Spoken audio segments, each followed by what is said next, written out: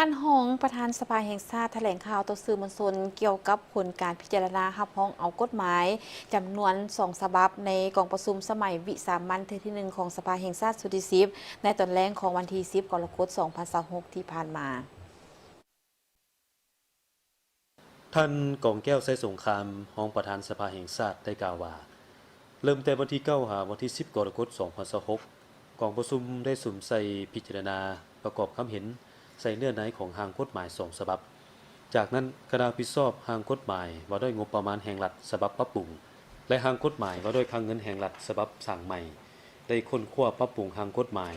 ตามคำเห็นของบรรดาสมาชิกสภาแห่งชาติแล้วในตอนบ่ายของวันที่10กรกฎาคม2026คณะผิดชอบได้รายงานผลของการปรับปรุงตามคำเห็นของบรรดาสมาชิกสภาแห่งชาติก่อนเสนอบรรดาสมาชิกสภาแห่งชาติพิจารณาลงคะแนนเสียงรับร้องเอากฎหมาย2ฉบับดังกล่าวด้วยการเห็นดีเป็นเสียงส่วนหลายการพิจารณาและรับรองเอากฎหมายว่าด้วยงบประมาณแห่งรัฐฉบับปรับปรุงและกฎหมายว่าด้วยคลังเงินแห่งรัฐฉบับสร้างใหม่แม่นผลสำเร็จที่สำคัญในการจัดตั้งปฏิบัติแผนการสร้างและปรับปรุงกฎหมาย5ปี2026ถึง2030ของสภาแห่งชาติสุดที่10ทั้งเป็นการประกอบส่วนอันสำคัญในการปรับปรุงและเพิ่มทวีพาหนะในการคุ้มครองรัฐคุ้มครองเศรษฐกิจสังคมของประเทศเฮาให้เป็นระบบครบสุดขึ้นตึมเพื่อรับประกันบุคคลสิทธิและผลประโยชน์ของรัฐรวมหมู่บุคคลนิติบุคคลและประชาชนลาวบรรดาเผ่าสกัดกั้นและต้านบรรดาปรากฏการณ์ย่อท้อที่เป็นพฤติกรรมการละเมิดกฎหมายอยู่ในสังคมประกอบส่วนในการสร้างรัฐเฮาให้เป็นรัฐประชาธิปไตยที่ปกครองโดยกฎหมายให้เข้มแข็งขึ้นเว้ารวมเว้าเฉพาะแม่นเพื่อรับประกันการคุ้มครองติดตามปวดกาเวียกงานงบประมาณแห่งรัฐให้มีประสิทธิภาพประสิทธิผลและรับประกันให้การรวมศูนย์งบประมาณแห่งรัฐมีความถูกต้อง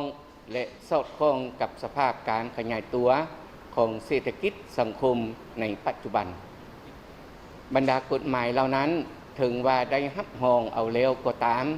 กรรมาธิการกฎหมายและยุติธรรมยังจะได้สืบต่อสมทบกับ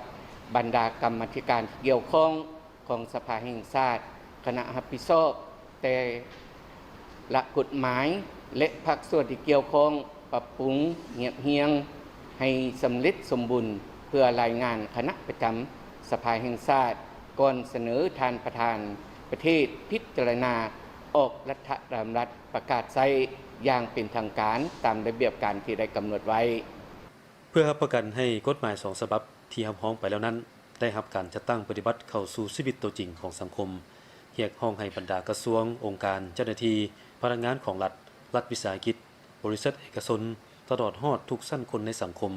จงเอาใจใส่ค้นคว้าเผยแพร่เสื่อมซึมและกำแน่นเนื้อในของกฎหมายเข้าร่วมการจัดตั้งปฏิบัติบรรดากฎหมายเหล่านั้นให้เกิดมีมากผลเป็นจริง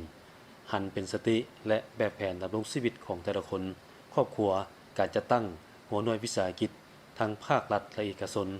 ต่างหน้าให้คณะประจำสภาแห่งชาติแสดงความย่องยอสมเสยบรรดาท่านสมาชิกสภาแห่งชาติที่ได้เอาใจใส่ประกอบคำคิดคำเห็นอย่างตั้งหน้าและกระทรวงการเงินได้สุ่มใส่สร้างและปรับปรุงกฎหมาย2ฉบับดังกล่าวถึงจะมีสภาพความยุ่งยากทางด้านเศรษฐกิจภายในสภาพการผันแปรของโลกและภาคพื้นแต่ก็บ่เป็นอุปสรรคทุกภาคส่วนล้วนแต่มีความรับผิดชอบสูงในการปฏิบัติหน้าที่การเมืองของตนให้มีผลสำเร็จตามแผนการ